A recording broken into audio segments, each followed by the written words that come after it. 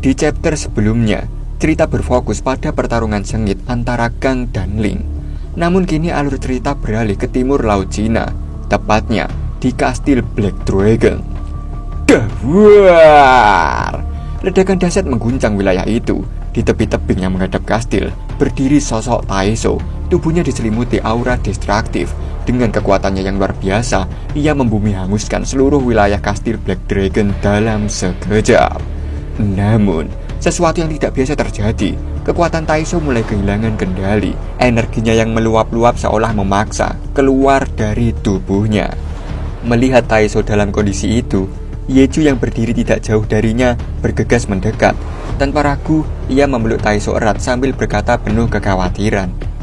"Hentikan, kumohon, cukup." Pelukan dan kata-kata Yeju perlahan membuat Taeso kembali tenang. Nafasnya yang tadinya memburu kini melambat dan aura destruktifnya mulai mereda. Ketika Taeso telah tenang, Yeju menatapnya dan berkata, "Pada akhirnya, kamu hanyalah manusia yang juga bisa melakukan kesalahan." Namun, sebelum Yeju menyelesaikan ucapannya, Taeso memotong dengan nada dingin. "Tidak." Ingatan masa lalunya tiba-tiba menyeruak, membawanya kembali ke saat pertama kali ia bertemu Kang. Pada pertemuan itu, Taeso dengan nada tegas bertanya kepada Kang tentang kekuatannya. Kang dengan sikap tenang memperlihatkan kekuatan exoskeletonnya, sebuah lapisan keras menyerupai cangkang yang melapisi tubuhnya. Taeso yang melihat kemampuan itu merasa jijik. Ia langsung mendorong Kang hingga terjungkal sambil berkata tanpa basa-basi, "Kekuatanmu menjijikan, jangan dekat-dekat denganku." Kang, alih-alih marah atau tersinggung, hanya tersenyum kecil. Dengan nada tulus, ia meminta maaf kepada Taeso. "Maaf jika kekuatanku membuatmu tidak nyaman." Namun, bukannya mereda, sikap Kang yang tetap ramah dan tanpa dendam justru membuat Taeso semakin geram. Ia tidak bisa memahami bagaimana seseorang seperti Kang tetap bisa tersenyum dalam situasi seperti itu. Kini, berdiri di atas kehancuran yang ia ciptakan sendiri, Taeso mengingat kembali momen itu, sebuah kenangan yang terus membayangi hatinya, menciptakan konflik yang tak kunjung usai. Dan kini, kita kembali bersama Kang yang tengah bertarung mati-matian melawan Ling. Berawak! Ling melesat secepat kilat, menendang wajah Kang dengan brutal hingga tubuh Kang terpental ke belakang. Tanpa menunda waktu, Ling bersiap mengayunkan tombaknya yang tajam dan mematikan. Sing!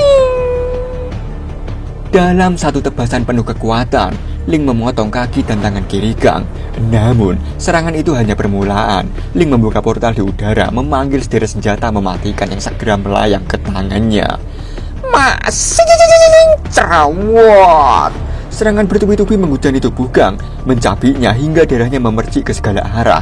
Mata Kang yang terlepas dari tubuhnya terlihat masih melayang di udara, berdenyut, bersiap beregenerasi.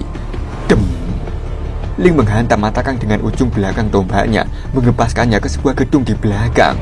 Kang yang baru saja selesai beregenerasi terduduk dengan nafas terengah-engah.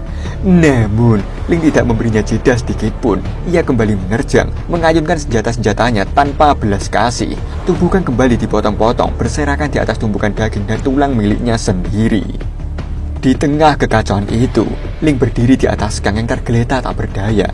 Dengan tatapan dingin, ia mengangkat tombaknya tinggi-tinggi. Cerawat! Tombak itu menancap tepat di mata Kang, menghancurkannya kembali. Namun, alih-alih kesakitan atau ketakutan, Kang hanya tersenyum, senyum gila yang mengerikan. Tawa Kang bergema di antara dentingan senjata, membuat Ling semakin bersemangat. Ling menusuk kepala Kang tanpa henti, berkali-kali. Setiap tusukan membawa dentuman yang menggema. Kang berusaha meraih Ling, tapi Ling sama sekali tidak memberinya kesempatan untuk bergerak. Dari balik gedung, Ling mengangkat tubuh Kang yang telah hancur lebur. Lalu dengan tenaga penuh, ia melemparkan tombaknya ke arah Kang. Tombak itu menghantam tubuh Kang dan menghancurkan semua di jalurnya. Kang melesat jauh, terlempar menuju lautan bersama tombak milik Ling yang menembus tubuhnya. Tapi Ling dengan sigap menyusulnya, bersiap menghantamkan tombaknya kembali ke arah Kang yang sedang meluncur. Terawat! Ling menghantamkan tombaknya dengan presisi mematikan, menenggelamkan Kang ke dalam lautan. Kang perlahan tenggelam, tubuhnya semakin terjerembab ke dalam kegelapan. Oksigen di paru-parunya mulai habis, dadanya terasa seperti terbakar, dan matanya memerah akibat tekanan air yang terus meningkat. Dalam pikirannya, sebuah suara yang familiar terdengar, suara ibunya. Ibu bilang, "Senyum sialan."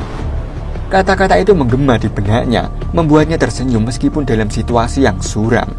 Namun, senyuman itu segera lenyap ketika rasa sakit yang luar biasa mendadak menyerang tubuhnya. Rasa sakit itu begitu hebat, membuat Kang menganga tanpa mampu mengeluarkan suara apapun. Dari atas Ling, floodgate yang terbuka di langit mengirimkan energi kegelapan dalam jumlah yang tidak terkira. Lautan yang menenggelamkan Kang mulai berubah. Pusaran besar muncul di sekitarnya, menggeliat seperti makhluk hidup. Perlahan, dari dalam pusaran itu, sosok Kang muncul, berdiri dengan aura baru yang lebih mengerikan. Energi dari Bloodgate telah mengubah Kang. Ia berevolusi menjadi sesuatu yang lebih kuat, lebih gelap, dan jauh lebih mematikan. Ling yang menyaksikan transformasi ini dari kejauhan, tersenyum penuh semangat. Matanya berkilat dengan antusiasme seorang pejuang sejati. Tapi, senyum itu tak bertahan lama. Sing! Kang melesat dengan kecepatan yang tak kasat mata, meluncurkan serangan yang langsung memenggal kepala Ling. Namun, Ling bukan lawan yang mudah ditaklukkan. Dalam satu gerakan gesit, ia meraih kepalanya yang terpotong, memasangnya kembali dengan tenang seolah tidak terjadi apa-apa. Ling yang menyadari kekuatan Kang semakin tak terbendung, segera menerjang dengan tombaknya penuh determinasi. Terawat! Tombak Ling kembali menghantam tubuh Kang yang telah berevolusi, mencabiknya menjadi serpihan. Tapi Kang tidak berhenti. Potongan-potongan tubuhnya mulai bergerak, menunjukkan bahwa pertarungan ini belum selesai. Namun, Kang yang telah beregenerasi sepenuhnya, bersiap menghunuskan tulang tajamnya dengan niat membalas serangan. Tapi Ling tidak mau kalah. Ia sudah lebih dulu bersiap dengan senjatanya. Dalam satu gerakan kilat, Ling melemparkan bulan tombaknya ke arah Kang. Serwak! Kang tertusuk oleh senjata-senjata Ling, tubuhnya terlempar ke udara dengan kekuatan yang dahsyat hingga menembus atmosfer. Di luar angkasa, tubuhnya melayang dengan puluhan tombak menancap, menciptakan pemandangan yang mengerikan. Tiba-tiba, kepala Kang terlepas dari tubuhnya, melayang perlahan sebelum kembali tertarik ke arah bumi. Langit merah seperti neraka menjadi latar dramatis saat kepala Kang menembus atmosfer. Kepalanya terbakar, menyala layaknya meteor yang meluncur ke bumi. Api yang membakar itu memperlihatkan wajah Kang dengan ekspresi yang menyeramkan, menciptakan sesuatu yang benar-benar mengerikan. Di sisi lain, Ling menyaksikan kejadian itu dengan tatapan penuh semangat. Matanya berbinar seperti anak kecil yang menyaksikan keajaiban langka, layaknya melihat komet yang hanya muncul sekali dalam 100 tahun. Namun, kebahagiaan itu hanya berlangsung sesaat. Dari balik kobaran api, Kang muncul kembali. Tubuhnya yang terbakar telah beregenerasi sepenuhnya. Dengan api yang menyala-nyala di tubuhnya, Kang menyeringai. Ia berdiri di hadapan Ling, siap melancarkan serangan balasan yang mematikan. Namun, kini cerita beralih sejenak ke Taeso. Taeso tampak tergeletak di tanah, dengan ujung tombak bagian belakang mengancam pipinya. Tapi tatapannya masih menatap tajam.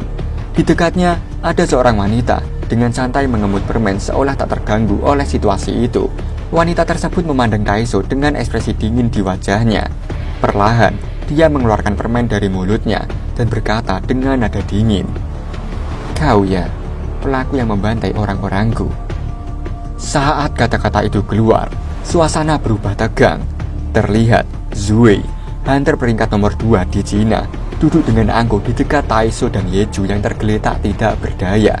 Di belakangnya, ribuan pasukan bayangan yang ia kendalikan mengepung Taeso dengan formasi sempurna, memastikan tidak ada celah untuk melarikan diri.